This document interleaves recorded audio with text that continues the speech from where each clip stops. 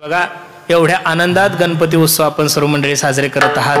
पण गणपती उत्सव साजरे करत असताना निश्चित त्या विघ्नहर्त्याला आपण सर्वांनी विनंती करा. का? आज बरंच या महाराष्ट्रावर संकट आहे, बरोबर आहे का नाही? अनेक प्रकारचं संकट आहे. काही ठिकाणी पाऊस समाधानकारक आहे, तर काही ठिकाणी एवढा पाऊस झाला की शेतकरी काय त्याच्यामुळं दुःखी आहे. आपण सर्वांनी त्या गणपती बाप्पाला विनंती करा. वक्रतुंड महाकाय सूर्यकोटी समप्रभ निर्विघ्नम कुरु मे देव शुभ कार्येषु. विघ्नहर्ता आहे तो, विद्येची देवता आहे. आणि त्या विद्येच्या देवतेला तुम्ही हीच विनंती करा की निश्चित या महाराष्ट्रामध्ये बळीराजाचं राज्य येऊ द्या महाराज. खरं सांगू, हा देश, हा महाराष्ट्र पुढारी प्रधान नाहीये, उद्योगपती प्रधान नाहीये, क्रिकेट प्रधान नाहीये. हा महाराष्ट्र जर कोणता असेल तर तो कृषी प्रधान आहे. कोणता आहे? कृषी प्रधान आहे. शेतकरी जर जगला तर देश जगल, आणि देश जर जगवायचा असेल तर या देशातला शेतकरी सुद्धा काय आहे, जगला पाहिजेत. म्हणून खूप सुंदर नियोजन तुम्ही सर्व मंडळी केलं. कारण आम्हाला काय करायचं, धर्माचे पालन. धर्म धर्म म्हणजे तरी काय आहे? सध्या तुमच्या डोक्यामध्ये जो धर्म आहे तुम्हाला सांगायचा अजिबात नाहीये. धर्म या शब्दाचा अर्थ असा आहे, लहानपणी तुम्हालाही शिकवलं आणि मलाही शिकवलंय, माणसाने माणसासोबत प्रेमानं वागणं हा जीवनातला सगळ्यात मोठा धर्म आहे. एका हिंदी कवीचं किती गोड वाक्य पहा. किसी के काम जो आए उसे इंसान कहते हैं, पराया दर्द जो अपनाए उसे इंसान कहते हैं. ये दुनिया एक उलझन है, कई धोखा कई ठोकर, कोई हंस हंस के जीता है, कोई जीता है रो रो कर. मुश्किल में संभल जाए उसे इंसान कहते हैं. जो दुसऱ्याचं दुःख आपलं दुःख समजतो त्याला माणूस समजा, आणि जो दुसऱ्याचं सुख आपलं दुःख समजतो त्याला काय म्हणा. हल्ली माणसं जेवढे दुसऱ्याच्या सुखानं दुःखी तेवढे स्वतःच्या दुःखानं अजिबात नाहीये. आज माणसांना काय झालं काही कळत नाहीये महाराज. प्रत्येक मनुष्य दुःखीचे. कशानं? दुसऱ्याचं सुख पाहून. दुसऱ्याचं सुख पाहून दुःखी होसाल तर जळून जळून जळून जळून फक्त तुम्हाला मुळव्याध होऊ शकतो. याच्यापेक्षा दुसरं काय होणार आहे? अजिबात नाही. मोबाईल वापरताय तुम्ही, काय मोबाईल वापरताय. माणूस नाहीये की त्याच्याकडे मोबाईल नाही. त्या मोबाईल मध्ये 3 ऍप्स आहे. थोडं लक्ष द्या माझ्या कीर्तनाकडे. एक इंस्टाग्राम आहे, एक फेसबुक आहे आणि एक व्हॉट्सअप आहे. या 3 ऍप्सचा एक स्वभाव आहे. तुम्ही जर सकाळी एखाद्याला उठलं म्हणले जय हरी भाऊ, तिकून तुम्हाला येतो जय हरी भाऊ. आपण म्हणा गुड मॉर्निंग दादा, तिकून तुम्हाला गुड मॉर्निंग दादा येतो. तुम्ही एखाद्याच्या बर्थडेला म्हणा हॅपी बर्थडे दादा, तुम्हाला सुद्धा हॅपी बर्थडे दादा. कारण मोबाईलचा स्वभाव आहे घेसी तेव्हा देसी ऐसा अससी. तुम्ही जर लोकांच्या बर्थडेला विशच केलं नाही, तुम्हाला कोण विश करणार आहे? हा नियमच आहे. तसं तुम्ही लोकांना मोठेपणा द्या, त्या दिवशी लोक तुम्हाला मोठेपणा देतील. तुम्ही कधीतरी दुसऱ्याच्या सुखामध्ये सुख मानायला शिका, त्या दिवशी लोक तुमच्या सुखामध्ये सुख मानायला शिकेल. अरे आपण एवढे भाग्यवान लोक आहे महाराज. सगळे देश पहा तुम्ही. आम्ही अनेक ठिकाणी गेलो. मी मलेशियाला गेलो, सिंगापूर, कॅनडा, दुबईला कीर्तन करून आलो. पण खरं सांगू का तुम्हाला, भारतासारखा देश आम्हाला कुठंच पाहायला भेटला नाही महाराज. वस्तुस्थिती आहे. भारत माता ही संज्ञा ही आपल्या देशाला काय? याचं कारण असं आहे महाराज, या देशासारखा स्वभाव जगात दुसरा कोणाचाच नाहीये. तुम्ही असं ऐकलं का भारत माता, पाकिस्तान चुलता? नो. अमेरिका मावशी? नो. लंडन दिदी? अजिबात नाहीये. भारत माता आपल्याला का म्हणतात त्याचं कारण असं आहे, आपला स्वभाव एवढा चांगला आहे. जे लोक आमच्यावर प्रेम करतात त्यांच्यावर तर आम्ही प्रेम करतोच. जे लोक आमच्यावर प्रेम करतात त्यांच्यावर तर आम्ही प्रेम करतो. पण जे पाकिस्तानी सैन्य आमच्या हिंदू जवानांना गोळ्या घालतंय, त्या पाकिस्तानी सैन्यांना सुद्धा दिवाळीची पहिली मिठाई देणारा जगातला पहिला देश म्हणजे भारत आहे. विठाला विठाला.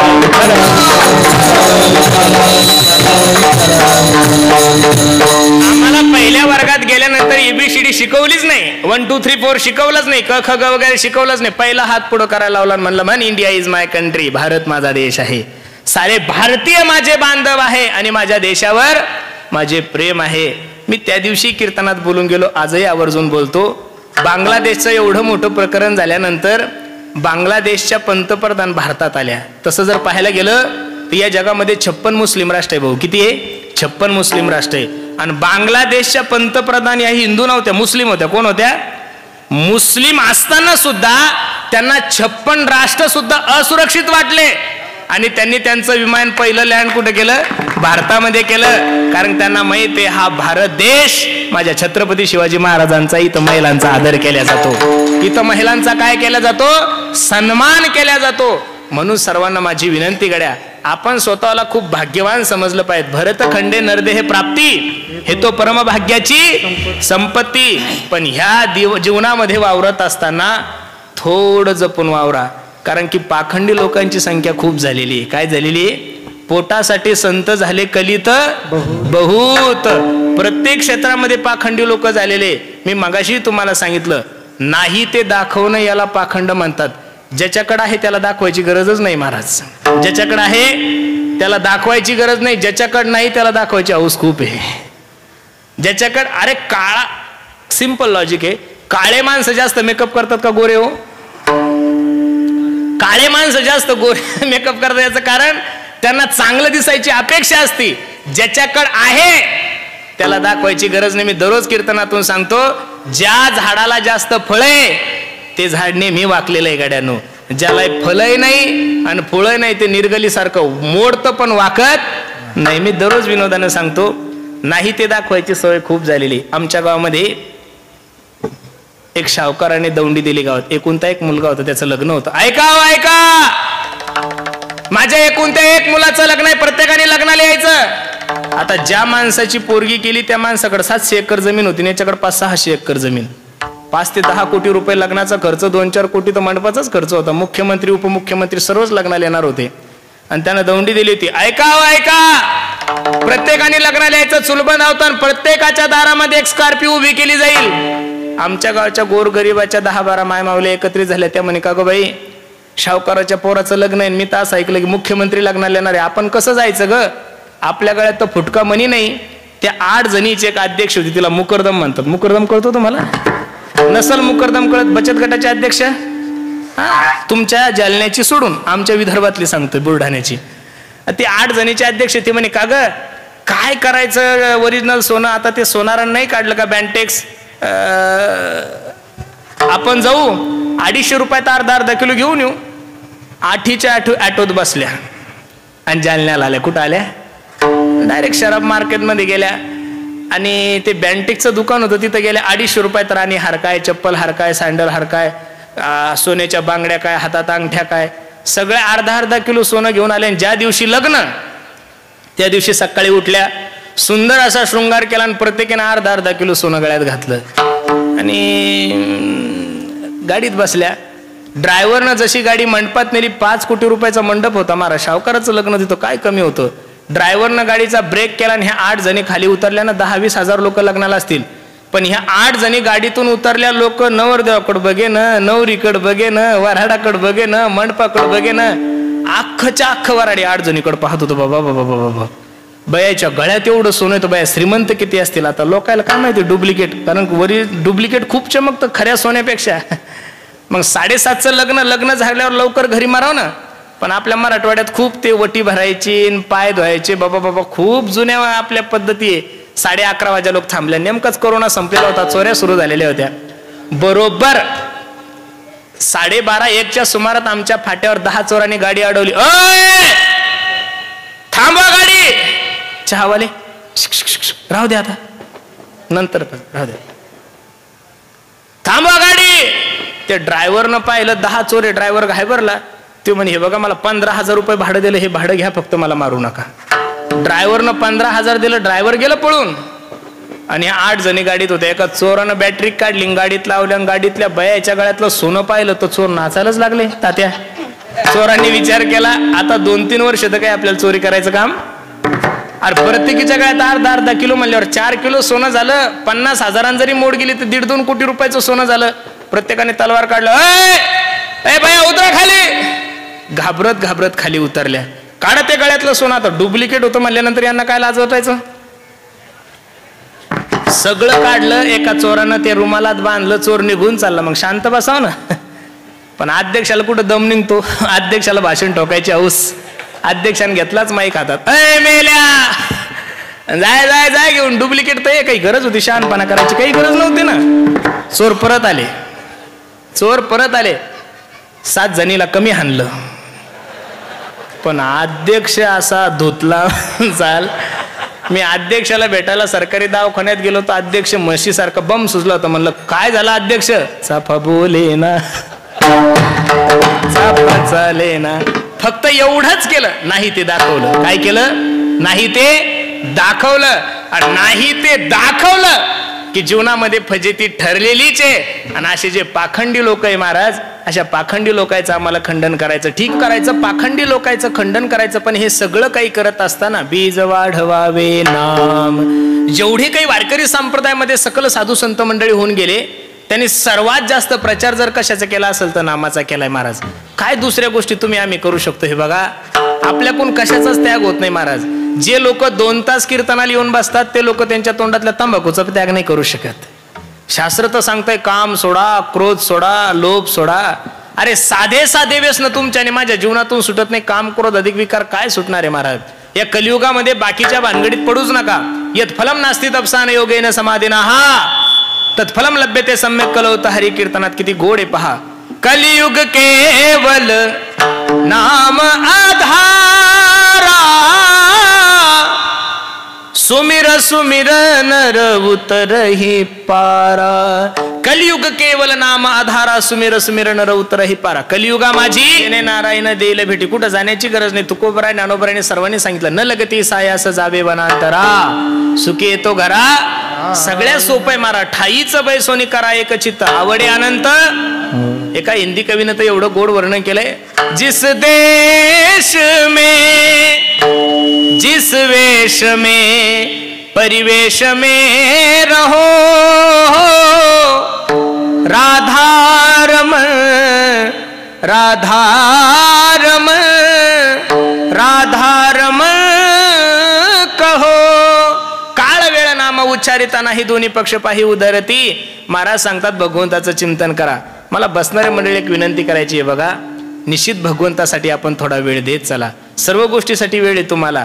राजकारणासाठी वेळ आहे, उद्योगधंद्यासाठी वेळ आहे, व्यवसायासाठी वेळ आहे, पण कधीतरी देवासाठी सुद्धा थोडाफार वेळ द्यायला पाहिजे ना. जिंदगी जब तक रहेगी फुर्सत ना होगी काम से, कुछ समय ऐसा निकालो प्रेम करो भगवान से. मी या मताचा महाराज आहे. तुम्ही त्याच्यासाठी 2 तास वेळ द्या, तो तुमच्यासाठी 10 तास वेळ देईल घरांनो. तुम्ही जर त्याच्यासाठी वेळच दिला नाही तर तो तुमच्यासाठी कसा देईल? हे बघा, शेवटच्या क्षणाला फक्त आणि फक्त या संकटातून सोडवण्याची ताकद तुकोबराय सांगतात. तुका म्हणे तुला सोडविना कोणी, एका चक्रपाणी वाचून या. त्याच्या अगोदरचे प्रमाण वाचा. सोडविना राजा, सोडविना बंधू, सोडविना माय, सोडविना बाप. या विश्वाच्या पाठीवर तुम्हाला या संकटातून सोडवण्याची ताकद फक्त भगवंतामध्ये. म्हणून बसणाऱ्या मंडळीला माझी विनंती आहे, प्रत्येकानं देवाचं चिंतन करा. कुठेतरी तुमचा आणि माझा विश्वास देवावर कमी पडतो महाराज. 2-4 दिवसापूर्वी एका चांगल्या खासदार साहेबाचा वाढदिवस होता आणि माझं कीर्तन होतं. कीर्तन संपल्यानंतर आम्ही जेवायला बसल्यावर त्यांनी मला सांगितलं, म्हणे महाराज आम्हाला एक मतदारसंघ सांभाळावा लागतो लोकसभेचा. तुम्ही 4 राज्यामध्ये कीर्तन करता, कधी थकत नाही, कधी तुमच्या गाडीचा अपघात होत नाही, याचं कारण काय हो? मी त्या साहेबांना सांगितलं, म्हणलं साहेब रात्री 9 ते 11 कीर्तन संपल्यानंतर आमचा ड्रायव्हर गाडी चालवतच नाही. काय उत्तर दिलं त्यांना? रात्री 9 ते 11 कीर्तन संपल्यानंतर आमचा ड्रायव्हर गाडी चालवतच नाही. रात्रभर गाडी चालवायचं काम ड्रायव्हरच्या रूपात पांडुरंग परमात्मा करतो, त्याच्यामुळे दुःख होण्याचं काही कारण नाही. कधीतरी देवावर विश्वास ठेवला पाहिजेत महाराज. मी तर नेहमी सांगतो, तेरी बिगडी हो तेरी बिगड़ी बनाएगा विश्वास जरूरी है. अरे बाजाराला जात असताना लेकरानं कधीच बापाची करंगळी पकडायची लक्ष देऊ नये का? बाजारात जात असताना लेकरानं कधीच बापाची करंगळी पकडायची नाही. हुशार लेकराने आपला हात बापाच्या हातात द्यायचा. तुम्ही जर करंगळी पकडसाल तर गर्दीमध्ये करंगळी सुटण्याची शक्यता आहे. तुम्ही जर करंगळी पकडसाल तर नाली आल्यानंतर करंगळी सुटण्याची शक्यता आहे. तुम्ही जर करंगळी पकडसाल तर गतिरोधक आल्यानंतर करंगळी सुटण्याची शक्यता आहे. बापाच्या हातात हात द्या. किती जरी मोठी गर्दी असली, किती मोठी नाली असली, किती मोठी गतिरोधक जरी असला तरी तुमचा बाप तुमचा हात सोडणार. तसं संसार करणाऱ्या माणसाने आपला हात एक तर देवाच्या हातात द्यावा, एक नाही तर संसार करणाऱ्या माणसाने आपला हात एक तर साधूच्या हातात द्यावा. माणसाच्या हातात हात देऊन काय करणार आहे महाराज तुम्ही? उघड्या शेजारी नागवं गेलं रातभर येऊन मेलं. फक्त पाहिल्यानंतरच आपल्याला वाटतं की आपल्यापेक्षा याचं बरं आहे, त्याच्यापेक्षा याचं बरं आहे. पण आतून काय कोणाला तेल मुंग्या चालतात हे ज्याच्या त्याच्याला माहिती आहे. असं कोणीच सुखी नाहीये ना महाराज. राजा दुखिया प्रजा दुखिया हो दुखिया दिन बैरागी. सगळे राजे दुःखी आहे आणि राजा दुःखी असल्यावर प्रजा दुःखी आहे आणि प्रजा दुःखी असल्यानंतर साधू दुःखी राहणार म्हणजे राहणारच आहेत. म्हणून सर्वांना माझी विनंती आहे, दुःख जर तुम्हाला आणि मला तुमच्या माझ्या जीवनातलं घालवायचं असेल तर प्रत्येकाने भगवंताचं चिंतन करा. आणि भगवंताचं चिंतन केलं माणूस वाया गेला असा माणूसच नाही, नाम घेता वाया गेला ऐसा कोणी. मी दररोज कीर्तनातून सांगतो, पेढा हसत हसत खा पेढा गोडचे, पेढा झोपीत खा पेढा गोडचे आणि पेढा रडत रडत खा पेढा कसा आहे गोडचे. देवाचं चिंतन केलं माणूस वाया गेला असा माणूसच नाही, नाम घेता वाया गेला ऐसा कोणी ऐकी याला. म्हणून सर्वांना माझी विनंती आहे, विश्वास कमी पडतो महाराज देवावर तुमचा आणि माझा. आता गणपती झालं की पितृपक्ष लागतोय. त्या पितृपक्षामध्ये आपण सर्व मंडळी आपल्या वाडवडिलाला जेव घालतो. का जेव घालतो? कधी तुम्ही याचा विचार केला का? याचं कारण आहे आपले वाड वडील संतुष्ट राहावे, त्यांनी तुम्हाला आणि मला आशीर्वाद द्यावा, याच्यासाठी आपण आपल्या वाडवडिलाला जेव घालतो. तुमचा आणि माझा नेता तुमच्या आणि माझ्यावर प्रसन्न राहावा याच्यासाठी आपण त्यांच्या वाढदिवसाचे बॅनर लावतो, त्यांचे कार्यक्रम अटेंड करतो, त्यांच्या पुढं पुढं करतो. का? तुमचा नेता तुमच्यावर प्रसन्न राहावा. उदाहरण लक्ष देऊन ऐका.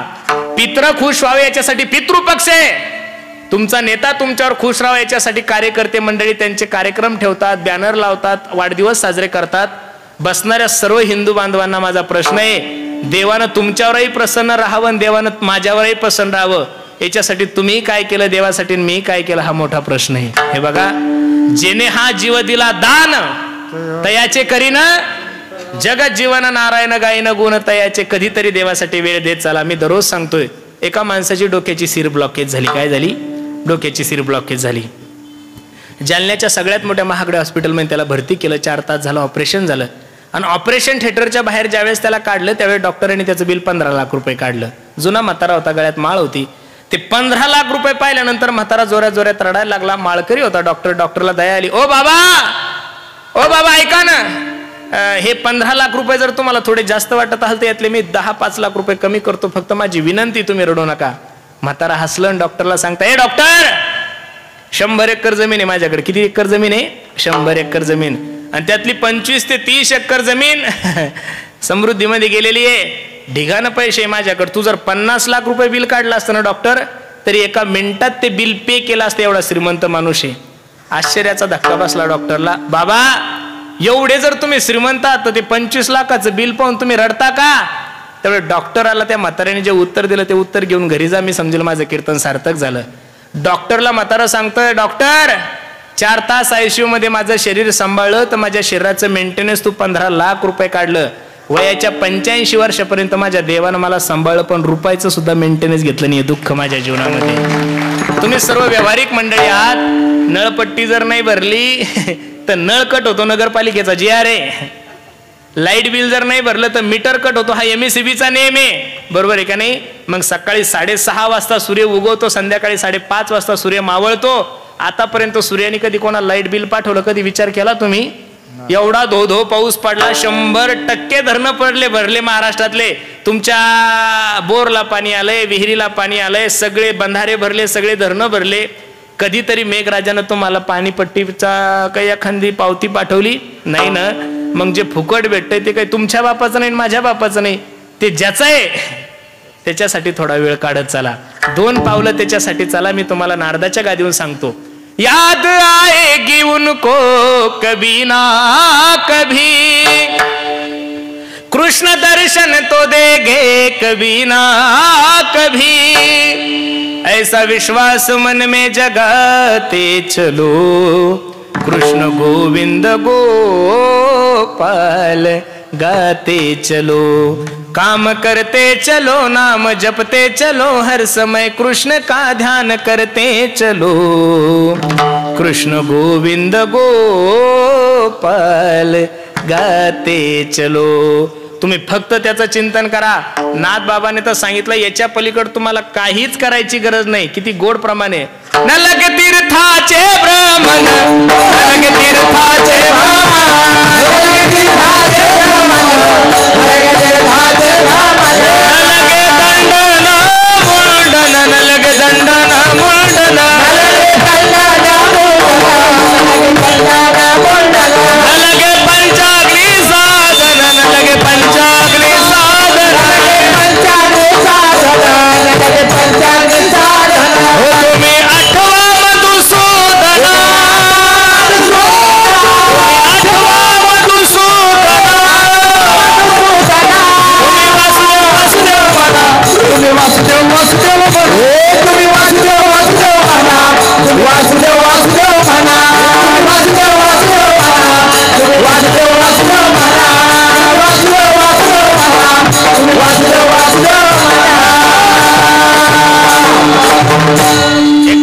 नाथबाबाने सांगितलं. न लगे तीर्थाचे भ्रमण, न लगे दंडन मुंडन, न लगे पंचाग्नी साधन. तुम्ही आठवा मधुसूदना, तुम्ही भगवंताचं चिंतन करा. आणि तेच काम साधू संतांनी केलंय महाराज. बीज वाढवावे नाम. आणि परमार्थाचं काम करत असताना, धर्माचं काम करत असताना, नामाचं बीज वाढवत असताना जर कोणी तुमच्या धर्माच्या विरोधात बोलत असेल, जर कोणी तुमच्या संप्रदायाच्या विरोधात बोलत असेल, त्याला त्या शब्दात त्या ठिकाणी प्रत्येकाने उत्तर द्यायला शिका. बसणारे सर्व राजकीय क्षेत्रातले माझी मंडळी आहेत. असा पक्ष नाही की त्या पक्षाचा माणूस इथं उपस्थित नाहीये. पण माझी सर्वांना विनंती आहे, ज्या दिवशी धर्माचा विषय येईल, लक्ष देऊन ऐका माझं वाक्य, ज्या दिवशी धर्माचा विषय येईल त्या दिवशी जात पात सगळं सोडून द्या, धर्माच्या पाठीमागं प्रत्येकाने उभे राहा, अशी सर्वांना माझी विनंती आहे. मी या महाराष्ट्राच्या लाडके मुख्यमंत्र्यांना सलाम करतो. महाराज, पाठीमागं रामगिरी महाराजांचं वक्तव्य गेलं, सर्व मंडळीला ज्ञात आहे. मी नारदाच्या गादीवरून सांगतो, सर्व राजकीय क्षेत्रातली मंडळी आहे, त्या ठिकाणी जर दुसरे मुख्यमंत्री असते भाऊ, तर रामगिरी महाराजांना अटक झाली असती. लिहून ठेवा माझं वाक्य. मी लाईव्ह बोलतोय आणि मीडिया आहे माझ्या समोर. त्या ठिकाणी महाराष्ट्रात दुसरे कोणते जरी मुख्यमंत्री असते तर निश्चित रामगिरी महाराजांना अटक झाली असती. पण 10 लाख समाजासमोर एका हिंदू राजाने माईक हातात घेऊन सांगितलं, काही जरी झालं तरी महाराष्ट्रातल्या कोणत्याच वारकऱ्याच्या साधूच्या केसाला धक्का लागणार नाही. ज्यावेळेस धर्माचा विषय येईल त्या दिवशी प्रत्येकाने जर धर्माच्या बाजूला उभे राहिले तर उद्याचे दिवस तुमच्या आणि माझ्यासाठी खूप चांगले गड्यांनो. खरं सांगू तुम्हाला, ज्यावेळेस इंग्रज भारतात आले ना, त्यावेळेस इंग्रजाला भारतात राज्यच करता येत नव्हतं महाराज, एवढा भारत आपला सक्षम होता. पण आपल्याच काही फितूर लोकांनी इंग्रजांना सांगितलं, तुम्हाला जर भारतावर राज्य करायचं असेल तर पहिलं भारतातल्या सर्व मंडळीला जाती जंदीमध्ये वाटा, म्हणजे तुम्हाला भारतावर राज्य करता येईल. माझी सर्वांना विनंती आहे, किती दिवस मी या जातीचा आहे, मी त्या जातीचा आहे, मी या धर्माचा आहे, मी त्या धर्माचा आहे. आज गरज मी या जातीचा आहे, मी त्या जातीचा आहे असं नाहीये. प्रत्येकाने फक्त एवढंच म्हणा, मी हिंदू आहे, हिंदुस्थान माझा देश आहे. ही भूमिका जोपर्यंत तुम्ही ठेवत नाही तोपर्यंत आपण सुरक्षित अजिबात नाहीये. लोक म्हणतात 1947 साली आपण स्वतंत्र झालो. माझं या मतावर आक्षेप आहे की पाहिजे तेवढे तुम्ही आजच्या तारखेमध्ये सुद्धा सुरक्षित नाहीये. तुमची जर पोरगी शाळेत गेली तर घरी येईल का नाही याची सुद्धा गॅरंटी नाहीये. पाठीमागं ते प्रकरण झालं, सर्वांना मंडळीला ज्ञात. हे बघा, शाळेला CCTV लावल्यानंतर बलात्कार थांबणार नाही. एक, शाळेला CCTV लावल्यानंतर बलात्कार थांबणार नाही. का? तो रोग जो आहे तो तुमच्या बुद्धीचा आहे महाराज. मला तर विशेष वाटतं महाराज, 3 आणि 4 आणि 5 वर्षाच्या लेकरावर जो मनुष्य बलात्कार करत असेल तो मनुष्य राक्षस नसेल महाराज, राक्षसाचा बाप असेल. हो, आपण भागवत वाचतोय, आपण रामायण वाचतोय, आपण महाभारत वाचतोय, आपण रावणाचं चरित्र डोळ्यासमोर ठेवा. रावणानं भरपूर, रावणासारखा पापी रामायणात कोणीच नव्हता. पण रावणाला 10 तोंड होते. किती तोंड होते हो? 10. मग 10 तोंड म्हणल्यानंतर डोळे किती झाले? 10 दुनी 20. रावणाला 10 तोंड होते आणि 20 डोळे होते. पण रावणानं 20 डोळे असून सुद्धा जन्मामध्ये फक्त आणि फक्त एका मायमावलीकडे वाईट नजरेने पाहिलं, तिचं नाव आहे सीता. तुम्हाला आणि मला 2 असून सुद्धा जगात कोणीच चांगलं दिसत नाही, म्हणून तर कोपर्डी सारखे बलात्कार तुमच्या आणि माझ्या जीवनामध्ये घडायला लागले. खरं आज माणसांना फक्त संत विचाराची गरज आहे. आज ज्ञानोबराय तुकोबरायच्या गाथ्याची, ज्ञानोबरायच्या विचाराची या महाराष्ट्राला गरज आहे. ज्या दिवशी तुमची बुद्धी बदलल त्या दिवशी तुम्हाला या गोष्टीची गरजच पडणार नाही. विठ्ठल विठ्ठल.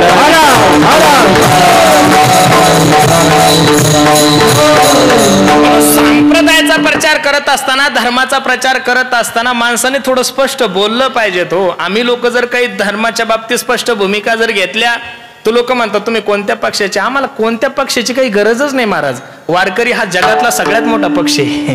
वारकरी हा जगातला सगळ्यात मोठा पक्ष आहे. पण धर्माचं काम करत असताना महाराजांनी एका वाक्यात सांगितलं, तीक्ष्ण उत्तरे हाती घेऊन. अरे धर्माच्या विरोधात बाप गेला तरी बापाचा त्याग केलाय, धर्माच्या विरोधात भाऊ गेला भावाचा त्याग केलाय, धर्माच्या विरोधात आई गेली आईचा त्याग केलाय, शास्त्राने केलाय. प्रल्हाद जनक भक्त प्रल्हादजीचे वडील हिरण्यकश्यपू धर्माचा विरोध केला. डोळ्यासमोर नरश भगवंतानी हिरण्यकश्यपूला फाडलं पण पोराला दया आली नाही. ज्या कैकेयीने प्रभू रामचंद्रापासून भरताला वेगळं केलं, भरत मेले पण कैकेयीला कधीच आई म्हणले नाही. म्हणून कधी जरी धर्माचा विषय आला ना, थोडी भूमिका स्पष्ट ठेवत चला. तीक्ष्ण उत्तरे हाती घेऊन बाण फिरे. आम्ही तर कीर्तनकार झाल्यापासून एवढं पाप आहे महाराज आमचं, आम्हाला तर कधी खोटंच बोलावं लागतं महाराज. त्यातल्या त्यात वर्ष श्राद्धाच्या कीर्तनाला तर 101% कीर्तनकार खोटा बोलतो. हे दारू पिऊन मेलेलं असतं बेवडून आम्ही अभंग घेतो. यासाठी केला होता अट्टहास, शेवटचा दिवस गोड व्हावा. किती कठीण आहे महाराज. पण माझ्या जगद्गुरु तुकोबरायचा गाथा वाचा. तुकोबरायने जीवनामध्ये अशी गलती कधीच केली नाही. अरे छत्रपती शिवाजी महाराजासारखा राजा तुकोबरायच्या कीर्तनाला येऊन बसल्यानंतर तुकोबरायच्या कीर्तनातले वाक्य, राजे मुंगी आणि राव आम्हा सारिखाची देव. म्हणून माझी सर्वांना विनंती आहे, धर्माचा विषय ज्यावेळेस येईल त्यावेळेस तीक्ष्ण उत्तरे, त्या शब्दामध्ये तुम्ही त्यांना उत्तर द्या. कर्मवीर भाऊराव पाटलांचं नाव तुम्ही ऐकून आहात. शिक्षण महर्षी होते ते. कोण होते? शिक्षण महर्षी. मला वाटतं सांगली जिल्हा आहे त्यांचा. कोणता? सांगली जिल्हा. कर्मवीर भाऊराव पाटलांनी एक शाळा बांधायचं ठरवलं.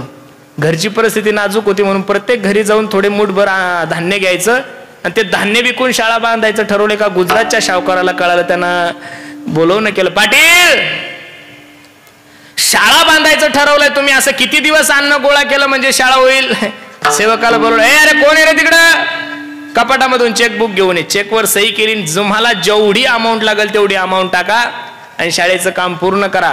पण तुम्ही जे शाळेला नाव दिलंय छत्रपती शिवाजी महाराज विद्यालय, ते नाव काढून टाका आणि माझ्या बापाचं नाव त्या शाळेला द्या. कर्मवीर भाऊराव पाटील होते महाराज, ते स्वाभिमानी होते. तो चेक घेतला, त्या चेकाचे 10-12 तुकडे केले, सावकाराच्या अंगावर फेकले. सावकार, ती शाळा बांधण्यासाठी या कर्मवीर भाऊराव पाटलाला प्रत्येकाच्या दारात जायचं काम पडलं तर चालेल. ती शाळा बांधण्यासाठी या कर्मवीर भाऊराव पाटलाला प्रत्येकाच्या दारात भीक मागायचं काम पडलं तरी चालेल. पण छत्रपती शिवाजी महाराजांचं नाव जे शाळेला दिलेलं आहे, मेलो तरी ते नाव बदलणार नाही. अशी भूमिका तुम्ही ज्यावेळेस ठेवसाल त्यावेळेस निश्चित त्याच्यात काहीतरी परिवर्तन दिसेल. तुकोबराय सांगतात, तीक्ष्ण उत्तरे हाती घेऊन कोणत्याही गोष्टीची भीडभार ठेवू नका. तुका म्हणे साना थोर, लहान असो मोठा असो कोणत्याही गोष्टीची भीडभार ठेवू नका. आणि असं जर करसाल तरच तुम्ही धर्माचं काम करू शकता. ज्यांच्या नियोजनाने हे एवढं सुंदर नियोजन आहे असे असणारे सर्वच ही मंडळी, खूप सुंदर नियोजन यांनी सर्वांनी मंडळींनी केलंय. द्यावे तेवढे धन्यवाद. खरं सांगू तुम्हाला, परमार्थाचं काम करत असताना, परमार्थाची जोपासना करत असताना आपल्या सर्व मंडळीला विनंती आहे. हे बघ, मला आनंद वाटतो की दरवर्षी तुम्ही एक कीर्तनाची सेवा घेता. फक्त पुढच्याही वर्षी या मंडळाला माझी विनंती आहे, आपण बाकीचे कार्यक्रम तर घेतलेच, आता ते काय आहे, लावण्य रंग, तुमचं तरी बरं आहे महाराज. 2 दिवसांना एका ठिकाणी माझं कीर्तन आहे, एकीकडून माझा फोटो आहे, एकीकडून गौतमीचा आहे. अवघड आहे म्हणलं, एकीकडे पुरुषोत्तम पाटील आणि एकीकडे गौतमी पाटील. असं नाही. हे बघा, कार्यक्रम ठेवण्याबद्दल माझं दुमत नाही, निश्चित चांगले कार्यक्रम ठेवा. पण होईल तोपर्यंत माझी विनंती, एक वारकरी संप्रदायाचा सेवक म्हणून, हे कार्यक्रम ठेवण्यासाठी पुढाऱ्यांचे वाढदिवस आहे, हे कार्यक्रम ठेवण्यासाठी 31 आहे, सगळ्या त्या कार्यक्रमाला ठेवा. पण गणपती उत्सवासमोर, नवरात्र उत्सवासमोर एक वारकरी संप्रदायाचा सेवक म्हणून तुम्हा सर्व मंडळीला विनंती आहे, निश्चित असे कार्यक्रम ठेवा की त्या कार्यक्रमातून या समाजाला चांगला संदेश गेला पाहिजेत महाराज. या कार्यक्रमातून या समाजाची विचाराची देवाणघेवाण चांगली वाढली पाहिजेत. या कार्यक्रमातून असे काही लोक बोलवा की त्यांनी व्यसनावर व्याख्यान केलं पाहिजेत महाराज. आज महाराष्ट्रामध्ये आपले लोक 70% ते 80% व्यसनाधीन झालेले. त्या व्यसनाधीन झालेल्या लोकांना व्यसनापासून दूर करण्यासाठी काही चांगल्या लोकांची व्याख्यानं ठेवा. नाही ते जमलं तुम्हाला कीर्तन ठेवा, मी या मताचा महाराजच नाहीये. भजन पूजन ठेवा, याही मताचा महाराज नाहीये. पण असे भरपूर कार्यक्रम या महाराष्ट्रामध्ये असे आहे की त्या कार्यक्रमाने या समाजाला ऊर्जा मिळू शकते, या कार्यक्रमाने या समाजाला चांगली दिशा मिळू शकते. असा संकल्प जर आपण केला तर निश्चित तुमचा आदर्श, तुमच्या मंडळाचा आदर्श नुसता जालना जिल्हा नाही घेणार, मराठवाडा विभाग नाही घेणार महाराज. आपण कार्यक्रम एवढे सुंदर ठेवले पाहिजेत, एवढे आदर्शमय कार्यक्रम ठेवले पाहिजेत की आपल्या मंडळाचा आदर्श अख्ख्या महाराष्ट्राने घेतला पाहिजेत महाराज. कोणी घेतला पाहिजेत? महाराष्ट्राने घेतला पाहिजेत. म्हणून खूप सुंदर नियोजन तुम्ही सर्व मंडळींनी केलंय. जाता जाता फक्त सर्वांनी एवढी छोटीशी विनंती करायची, देशाविषयी धर्माविषयी प्रत्येकाने सावधान राहा, प्रत्येकाने एकत्रित या. आज प्रत्येकाला एकत्रित बसा. 2 मिनिटं बसा. तुम्हाला तुमच्या बायकोची शपथ, बसा खाली, बसा. 2 मिनिटं बसा. झालं 2च मिनिटं राहिलं. माझं झालेलं आहे 8 ते 10 वेळ झालेली, फक्त 2 मिनिटं तुमचे घेतो, जास्त वेळ घेत. मला माहिती आहे मी रात्रभर जरी कीर्तन केलं तर तुम्ही सुधारणार का? लोड घेऊ मी एवढा? मला कळून चुकलेलं, तुम्ही ताण नका घेऊ, थोडं लक्ष द्या माझ्याकडे. देशाविषयी धर्माविषयी स्वाभिमान बाळगा, प्रत्येकाने एकत्रित या. सर्वांना माझे हात जोडून विनंती आहे, प्रत्येकाने आपल्या आई वडिलांची सेवा करा. मी दररोज सांगतोय, स्वामी तिन्ही जगाचा आई विना भिकारी, स्वामी तिन्ही जगाचा आई विना भिकारी. ज्या दिवशी तुमच्या जीवनातली माय जाईल ना रे गड्यांनो, ज्या दिवशी तुमच्या जीवनातला बाप जाईल, त्या दिवशी प्रत्येकानं समजून चाला आपल्या जीवनातलं प्रेम गेलं. मी दररोज सांगतो, हे बघा, पैसों से खाना मिल सकता है, पैसों से भूख नहीं मिल सकती. पैसों से किताबें खरीद सकते हो, पैसों से ज्ञान नहीं खरीद सकते. पैसों से अच्छा बिछाना खरीद सकते हो, पैसों से नींद नहीं खरीद सकते. उसी तरह पैसों से बहुत अच्छी बीवी आप लोगों को मिल सकती है, लेकिन पैसों से एक बात इस बाजार में नहीं मिलती, उसे माँ बाप कहते. म्हणून सर्वांना माझी विनंती. अरे मुंबई पुण्यासारख्या ठिकाणी गेले ना गड्यांनो, तर तिथल्या बिझनेसमॅन उद्योगपत्यांच्या दारातल्या कुत्र्याचं मेंटेनन्स 1 लाख रुपये. मुंबई पुण्यासारख्या ठिकाणी गेले तर तिथल्या मोठ्या मोठ्या उद्योगपत्यांच्या दारातल्या कुत्र्याचं मेंटेनन्स 1 लाख रुपये. पण त्या कुत्र्यांचे मायबाप वृद्धाश्रम मध्ये नाही. कळलं तरी बरं झालं तुम्हाला. चला, ज्या पैशामुळं, ज्या शिक्षणामुळं तुमचे मायबाप तुमच्यापासून दूर होत असेल तर एवढा पैसाही कमवू नका आणि एवढं शिक्षणही घेऊ नका. 2 मिनिटाचं उदाहरण सांगतो. मागच्या उन्हाळ्यामध्ये पनवेलला एका ठिकाणी कीर्तनाला गेलो होतो. श्रीमंत माणूस आहे, नाव नाही सांगत, पण पनवेलच्या इंटरनॅशनल एअरपोर्ट जवळ त्याची 500 एकर जमीन आहे. आबा किती? 500 एकर जमीन. आणि तिथला 1 गुंठा 50 लाख रुपयाला चाललाय. किती? कमीत कमी 25 ते 30 हजार कोटीचा मालक होता. कीर्तन संपल्यानंतर मला चहा घ्यायला घरी येऊन गेला. मी माझ्या लाईफमध्ये तेवढं मोठं घरच पाहिलं नाही. मला 100-150 कोटीचं घर असेल त्याचं. एकटाच होता. आणि मी गेल्यावर चहा पाणी झालं की जोऱ्या जोऱ्यात रडायला लागला. म्हणलं दादा का रडताय तुम्ही? काय कारण? म्हणे महाराज 1.5 महिना झाली माझी पत्नी मरण पावली. म्हणलं मग? मला एकुलता एक मुलगा आहे म्हणे महाराज, तो अमेरिकेला आहे. म्हणलं मग? अमेरिकेचे जे 5 टॉप 10 डॉक्टर आहे त्याच्यामध्ये माझा मुलगा 2ऱ्या-3ऱ्या नंबरचा आहे. म्हणलं मग काय झालं? 1.5 महिन्यापूर्वी त्याची आई मरण पावल्यानंतर मी त्याला फोन केला, बाळ्या तू एकुलता एक आहे, आईच्या अंत्ययात्रेला ये, सेपरेट प्रायव्हेट जेट कर आणि तू इंडियामध्ये ये. त्या पोराने आपल्या बापाला फोन करून सांगितलं, पप्पा मी खूप बिझी शेड्यूल आहे माझं, तुम्ही असं करा, अंत्ययात्रेच्या वेळेस मला व्हिडिओ कॉल करा, मी व्हिडिओ कॉल मधून माझ्या आईची अंत्ययात्रा पाहतो. बसणाऱ्या मंडळीला मला एवढंच सांगायचं, पैशामुळं शिक्षणामुळं जर आपले लेकरं आपल्यापासून एवढे दूर जात असेल तर एवढं शिक्षणही देऊ नका आणि एवढा पैसा सुद्धा कमवू नका. मी नेहमी सांगतो, ज्या दिवशी तुमच्या जीवनातली माय जाईल, अरे तुम्ही आमदार व्हा, खासदार व्हा, जालना जिल्ह्यातले सगळ्यात मोठे उद्योगपती व्हा, रात्री 2 वाजता 3 वाजता ज्यावेळेस घरी जाताना कामावून दरवाजावर थाप टाका, ए दार उघड. बायको दंदिशी दार उघडतीन, तिच्या बेडरूम मध्ये जाऊन ती झोपून राहते. त्याच दरवाजापाशी तुमची माय झोपलेली असू द्या, तिला चालता येत नाही आणि ती रात्री 2 वाजता तुम्हाला सांगते, दाद्या 2 वाजले, माय एवढा वेळ कुठं गेला होतास? आपण सांगा, आई खूप काम होते ग. बरं जाऊ दे, जेवला का तू? रात्री 2 वाजता सुद्धा जेवला का तू म्हणणारी जगामध्ये जात फक्त तुमची माय.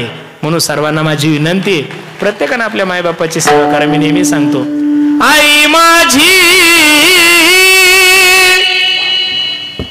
माय